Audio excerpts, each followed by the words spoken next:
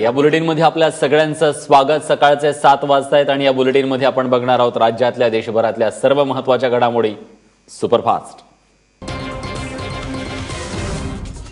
देशातील बेईमान लोकांनी गरिबांच्या जनधन खात्यात पैसे जमा केले आहेत आणि हे पैसे तुम्ही पुन्हा बेईमानांना देऊ नका असं आवाहन पंतप्रधान नरेंद्र मोदींनी केलंय। उत्तर प्रदेशातील मुरादाबाद इथं मोदींची जाहीर सभा झाली, त्यावेळी ते बोलत होते। मी भ्रष्टाचाराविरोधात लढाई लढतोय, पण मला आपल्या देशातील लोक गुन्हेगार समजतायत, त्यामुळे मी हैराण झालोय। भ्रष्टाचारांचे वाईट दिवस आले आहेत, हाच मी गुन्हा केला आहे। गरिबांना त्यांचे हक्क देण्याचं काम करतोय, हा माझा गुन्हा आहे का असा सवाल देखील त्यांनी विरोधकांना केलाय।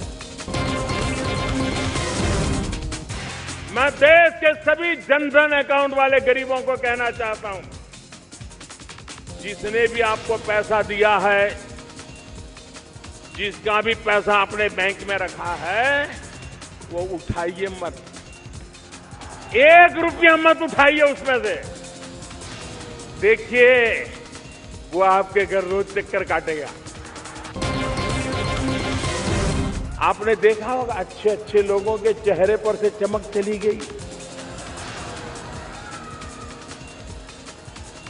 पूरा दिन मोदी मोदी कर रहे हैं, मोदी मोदी। पहले पूरा दिन करते थे मनी मनी मनी मनी मनी, अभी बोल रहे मोदी मोदी मोदी।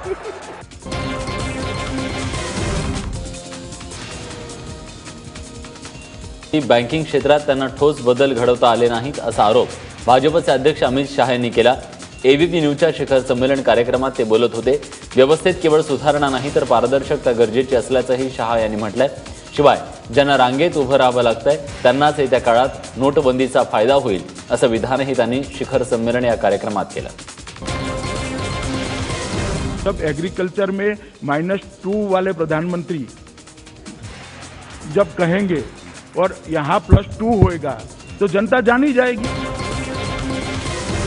कि अर्थशास्त्री प्रधानमंत्री के समय में एग्रीकल्चर ग्रोथ रेट नेगेटिव था और एक चाय बेचने वाले प्रधानमंत्री के समय में एग्रीकल्चर ग्रोथ रेट आगे।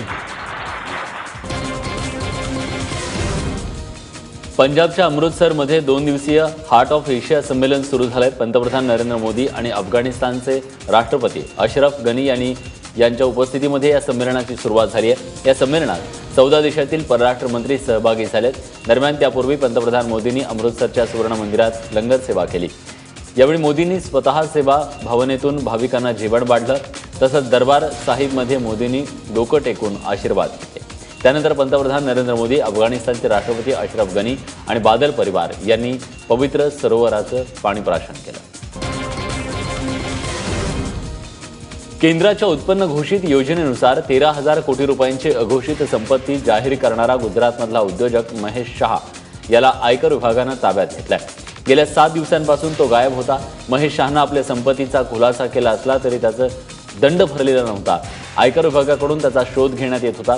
आयकर विभागानं शहाचं घर आणि त्याचा सीए तहमूल सेठना याचं कार्यालय आणि घरी 29 नोव्हेंबरपासून 1 डिसेंबरपर्यंत तपासणी केली।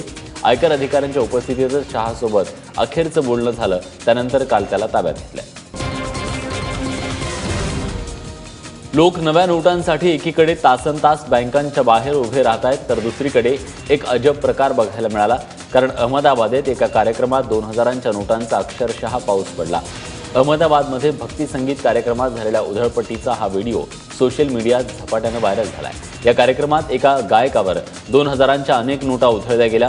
1 डिसेंबरचा हा कार्यक्रम असल्याचं सांगितलं जातंय। दरम्यान एबीपी माझा या व्हिडिओची सत्यता तपासून पाहत आहे। ऐसे धर्म के क्षेत्र में डोनेशन करो, तुम रुपये खर्च करो, अपने काम के लिए वापरो, उनकी बंदी नहीं है ना। लोग अपने रुपये कहीं भी उड़ा सकते हैं और गुजरात की प्रजा धर्म के लिए हर हमें सबसे पहले रहती है। पहले तो अपने प्राणों की बलिदान देते थे, अभी तो ये तो रुपये की बाबत है। सरकारनं टोलमधील सवलत काढून घेतली आहे। 200 रुपयांपेक्षा जास्त रुपयांच्या टोलसाठी 500 रुपयांची नोट चालणार आहे। त्यामुळे काल दिवसभर घराबाहेर पडलेल्या मुंबईकरांना एमईपीच्या टोलनाक्यांवर तर एक्सप्रेसवेवर खालापूर, खेड, शिवापूर आणि आणेवाडी टोलनाक्यांवर ट्रॅफिक जामची स्थिती बघायला मिळाली। तर काही ठिकाणी 2000ची नोट दिल्यानंतर सुट्या पैशांसाठी किरकोळ वाद देखील झाले। काल दिवसभर अशीच सगळी परिस्थिती राहिल्यानं भल्या मोठ्या रांगांमुळे लोकांचा अमूल्य वेळ वाया गेला. मुंबईत तब्बल 9 किलो सोनं जप्त करण्यात आलंय. मुंबई क्राईम ब्रँचनं ही कारवाई केली आहे. या जप्त केलेल्या सोन्याची किंमत तब्बल 2,25,00,000 इतकी आहे. जुन्या 1500च्या नोटांच्या मोबदल्यात या सोन्याची खरेदी होणार असल्याची माहिती मिळते. स्वित्झर्लंडहून हे सोन्याचे बिस्किट मिठाईच्या डब्यातून आणण्यात आले होते. त्याची माहिती मिळताच मुंबई क्राईम ब्रँचनं ही कारवाई करत 9 किलो सोन्यासह 7 जणांना अटक केली आहे. या कारवाई दरम्यान पोलिसांनी मर्सिडीज आणि निसान कंपनीच्या कार जप्त केल्या. एका कारमध्ये एका काळ्या रंगाच्या सॅगमध्ये बिस्किटाच्या स्वरूपामध्ये होतं. ते ताब्यात घेतल्यानंतर आम्ही अधिक चौकशी केली असता त्यांना त्याबाबत कोणतीही अधिकृत माहिती किंवा कागदपत्रे आमच्याकडे सुपूर्द करता आली नाही. त्यामुळे आम्ही ही सर्व व्यक्ती आणि जे सोनं होतं हे इन्कम टॅक्स विभागाकडे त्याची खात्री करण्यासाठी आम्ही पाठवले आहे. पेट्रोल पंपांवरून 500ची जुनी नोट हद्दपार करण्यात आली आहे. काही पेट्रोल कंपन्या यात काळाबाजार करत काळा पैसा पांढरा करत असल्याचा केंद्र सरकारला संशय आला. त्यामुळे सरकारनं जुन्या नोटा स्वीकारण्यासाठी दिलेली मुदतवाढ रद्द केली आहे. याशिवाय विमान तिकिटासाठी जुनी नोट स्वीकारली जाणार नाही. मात्र सरकारी कार्यालय आणि हॉस्पिटलमध्ये 15 डिसेंबरपर्यंत 500ची जुनी नोट स्वीकारली जाणार आहे. गेल्या 24 दिवसात साईबाबांच्या दानपेटीत तब्बल 9.5 कोटींचं दान जमा झाले. त्यापैकी 2,84,00,000ची रक्कम जुन्या नोटांच्या स्वरूपात जमा झाली आहे.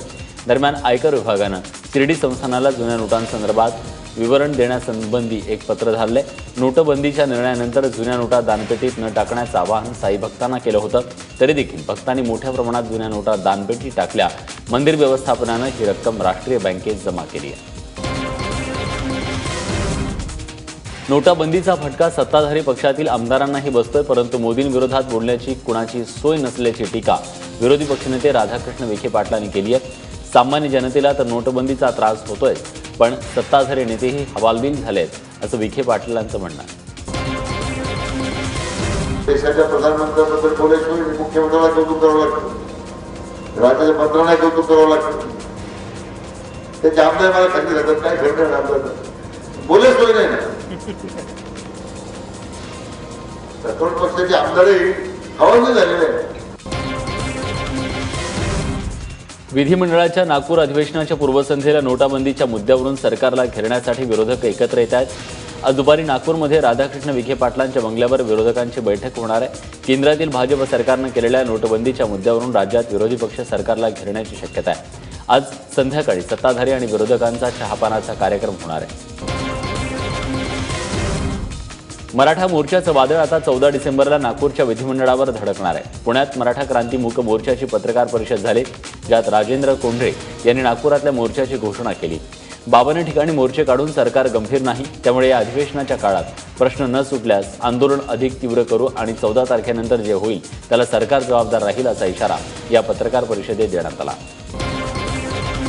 मराठा समाजाच्या वतीने एक मोठा भव्य मोर्चाचं विधिमंडळ अधिवेशनावर मोर्चा काढण्याचं नियोजन केलेलं आहे. ह्या मोर्चामध्ये समाजाने जास्तीत जास्त लोकसंख्येने मोठ्या प्रमाणावर उपस्थित राहावं आणि नागपूरच्याच अधिवेशनामध्ये मराठा समाजाच्या ह्या सर्व प्रलंबित मागण्यांचा एक निपटारा व्हावा. मराठा क्रांती मोर्चानंतर मराठा समाजाला आरक्षण मिळावं यासाठी स्थापन केलेल्या समितीमधून निवृत्त न्यायमूर्ती PB सावंत बाहेर पडले. त्यानंतर आता संत साहित्याचे अभ्यासक सदानंद मोरे यांनी त्यांच्यावर टीका केली आहे. याला ते समिती म्हणतायत ना, तशी काही फॉर्मल कॉन्स्टिट्युशनल बॉडी नाहीच आहे, नव्हतीच. त्याचं काही पत्र अधिकृत नाही आहे. म्हणजे मला त्यांनी पत्र दिलं नाही, मी ते ॲक्सेप्ट केलेलं नाही. त्यामुळं नेमणूकच तशी झालेली नाही तर बाहेर पडतो म्हणण्यात काय अर्थ आहे. या दोन्ही क्रिया ज्याला म्हणतो आपण, म्हणजे बोलणे फोल झाले आणि डोलणे व्यर्थ गेले, अशी एक जुनी उक्ती आहे. तसा प्रकार आहे तो. राष्ट्रवादीचे प्रवक्ते नवाब मलिक यांचा दावा त्यांच्या अंगरक्षकानं खोडून काढलाय. चेंबूरमध्ये झालेल्या राष्ट्रवादीच्या सभेत संजय दिना पाटील यांनी आपल्या समर्थकांसह गोळीबार केल्याचा आरोप मलिक यांनी केला होता. त्यानंतर एकच खळबळ उडाली होती आणि दोघांनीही एकमेकांच्या विरोधात तक्रार दाखल केली होती. मात्र आता पोलिसांच्या जबाबात मलिक यांच्या अंगरक्षकानं कुठलाही गोळीबार झाला नसल्याचं म्हटलंय. त्यामुळे आता नवाब मलिक खोटं बोलले का असा सवाल उपस्थित होतोय. शिवसेनेच्या मंत्र्यांच्या कामगिरीवर शिवसेनेचे पक्षप्रमुख उद्धव ठाकरे यांनी अप्रत्यक्षपणे नाराजी व्यक्त केली आहे. स्थानिक स्वराज्य संस्थांच्या निवडणुकीत पक्षानं सत्तेत असून देखील सत्तेचा वापर केला नसल्याचं उद्धव ठाकरेंचं म्हणणं आहे. मुंबई महापालिकेच्या निवडणुकांच्या तोंडावर शिवसेना भवनामध्ये उद्धव ठाकरे यांच्या उपस्थितीत एक महत्त्वाची बैठक पार पडली. यात उद्धव ठाकरे यांनी महापालिका निवडणुकीच्या दृष्टीनं महत्त्वाच्या विषयांवर शाखा प्रमुख आणि विभाग प्रमुखांशी संवाद साधला. राज्यात महाराष्ट्र नवनिर्माण सेना नावाचा पक्ष आहे असं मी विसरूनच गेलो होतो, अशा शब्दात शिवसेनेचे नेते संजय राऊत यांनी मनसेची खिल्ली उडवली आहे. एबीपी माझाच्या कट्ट्यावर ते बोलत होते.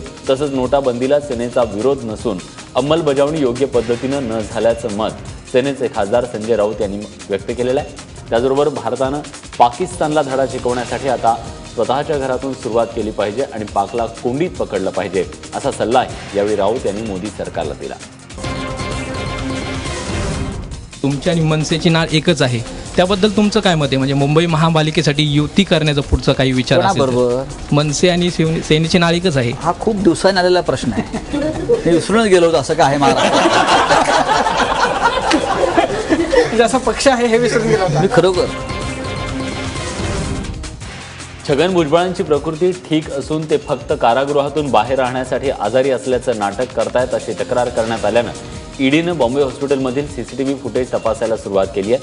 अनेक दिवसांपासून भुजबळ बॉम्बे हॉस्पिटलमध्ये दाखल होते, मात्र भुजबळ हॉस्पिटलच्या लॉबीमध्ये फिरत असल्याची तक्रार करण्यात आली. त्यात खरंच भुजबळांची प्रकृती खराब आहे का याची शहानिशा ईडी करणार आहे. नगरपालिका निवडणुकांमध्ये भाजपनं काळ्या पैशांचा वापर केल्याचा आरोप काँग्रेसनं केला आहे. या संदर्भात काँग्रेसच्या शिष्टमंडळानं निवडणूक आयोगाकडे तक्रार केली. यावेळी मुंबई काँग्रेसचे अध्यक्ष संजय निरुपम, खासदार हुसेन दलवाई यांच्यासह इतर नेते उपस्थित होते. नोटबंदीवरून भाजपवर आरोप करणाऱ्या सामना वृत्तपत्राची दखल घेणं गरजेचं असल्याचं सांगत या प्रकरणी सामनाला देखील नोटीस बजावण्याची मागणी काँग्रेसने केली आहे. श्री उद्धव ठाकरे सामना के संपादक हैं और शिवसेना स्वयं सत्ता का एक हिस्सा है, सरकार का एक हिस्सा है. तो सरकारी पार्टी ने एक दूसरे सरकारी सहयोगी दल के ऊपर चुनाव के दरमियान काला धन का इस्तेमाल करने और वोटरों को खरीदने का आरोप लगाया है. ये अपने आप में बहुत गंभीर मुद्दा है.